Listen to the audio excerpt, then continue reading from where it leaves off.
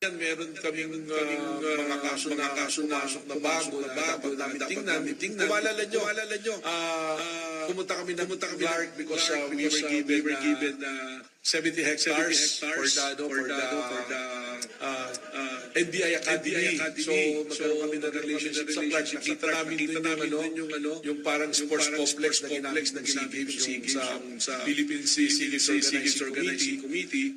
Well, nakarating sa akin, may titingnan kami dito, kailangan kami investigahan. Dahil nakarating kami dito, billion pala yung pumasok dito na pera na unliquidated.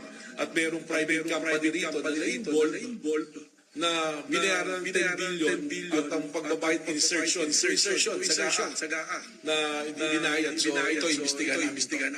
Malaking kaso rin ito.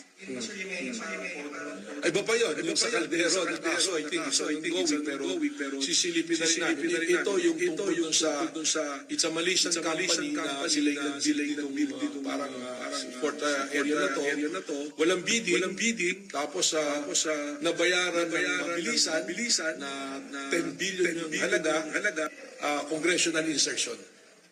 So, sisilipin namin to. Katunayan, meron kaming mga kaso na pumasok na bago na dapat namin tingnan.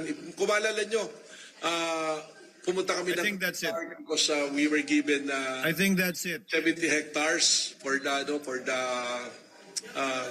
NBI Academy. So, magkaroon kami ng Senator Judge Pia Cayetano is recognized.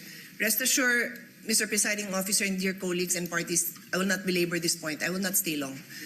But clearly, from the statements of Director Matibag, malaki daw kaso to. Naimbestigahan na niya? Alam niya ng malaking kaso? Paano niya nalaman? So sa akin lang, Mr. Presiding Officer, simple lang eh. What was the intention here? To distract the minority floor leader, who is one of only two lawyers right now, because our other lawyer was already carted off somewhere. So dalawa lang kami. So you wanna distract him. So ako na lang ang tatayo dito.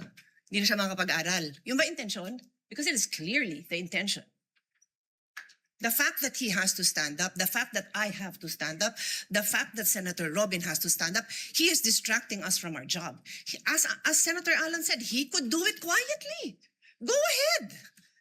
Ano purpose niya? Nagyayabang siya? What's the purpose? Is he trying to intimidate us not to ask him tough questions when he is our resource person next week? I do not know. But those statements, those actions are not acceptable, possibly contemptible.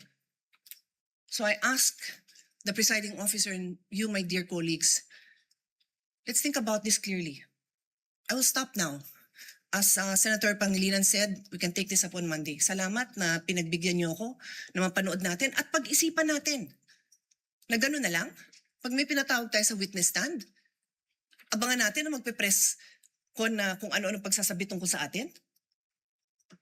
I didn't have enough time to research.